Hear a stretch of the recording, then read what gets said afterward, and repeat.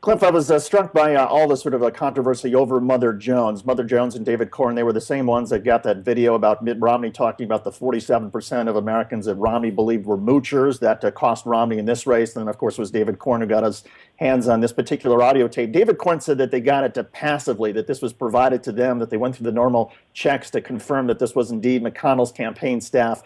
And then, in fact, David Corn and Mother Jones had nothing to do with the production of this audio tape. What is the responsibility, in your view, though, for the media to make sure that either we're not encouraging people to possibly break the law, or making sure that things are obtained in an ethical fashion? I think it's a great question, David. Obviously, there's a serious responsibility. One doesn't want to encourage people to break the law, and I don't know, what occurred there with Mother Jones. I take them at their word. I would think that you would want to ascertain whether something was how something was gotten, a recording you're listening to. On the other side, there's sometimes things you've got to balance. What if this recording is something akin to Watergate? If it was gotten by somebody, who broke a law, releasing the Pentagon Papers was against the law.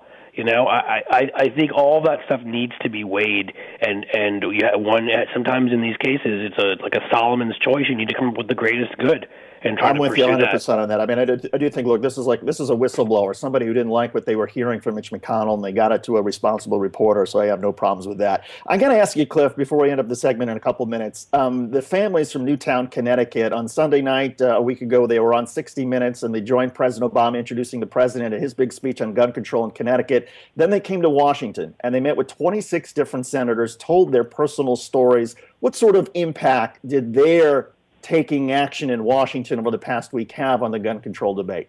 I think it had a huge impact, and I just, I stand in awe of them, because I can't imagine being in that situation and being able to take that and turn it into what they've turned into, and the positive effect. These senators in Washington get cloistered in this bubble, and they need this to be personal.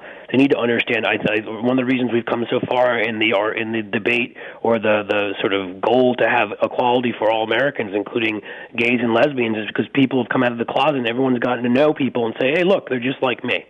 And I think knowing people that have been affected by gun violence, which sadly more and more of us are going to know unless we pass laws like this, inevitably that changes people's minds, because they realize on some level they can't just keep it abstract anymore. This is something, a lot of these guys are younger and have kids. You heard some of the Democratic senators who had been formerly much more pro-gun. I think of Mark Warner and Bob Casey, both who got youngish kids, if I'm correct, and said, when this happened, they put themselves in that position. They said, my God, and they've changed.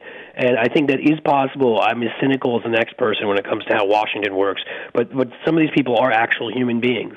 And we should never underestimate that having other human beings who've been through something that's just too terrible for most of us to imagine it and have to embrace it up close.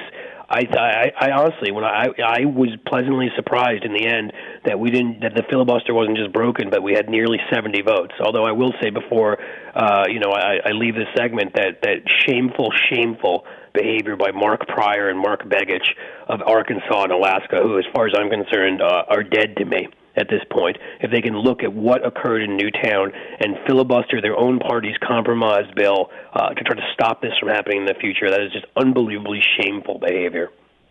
Cliff Shuster from Take Action News and We Act Radio. Cliff, great stuff as always. Thanks for joining us, my friend. We'll talk to you soon. Thanks for having me on, David. Talk to you soon, buddy. Always a pleasure. Folks, a special programming note: in about 4.5 minutes from now, we're going to be talking with Mumia Abu-Jamal. He's convicted of murdering a Philadelphia police officer. Prosecutors allege that he's a remorseless killer. His defenders say that he was wrongly convicted. We're going to be asking him some tough questions from his prison in Pennsylvania. Perhaps no inmate is as controversial and magnetic as Abu-Jamal. Again, a live interview with him, some tough questions about his case and about the death penalty and everything else coming up on Take Action News in about 4 minutes. But we're going to take a commercial break here. You're listening to Take Action News on We Act Radio, and be sure to always catch our podcast. Join us on YouTube, Take Action News TV, on iTunes, and you can even tweet us at Take Action News or at David Shuster. We pause now. We'll see you in a few minutes.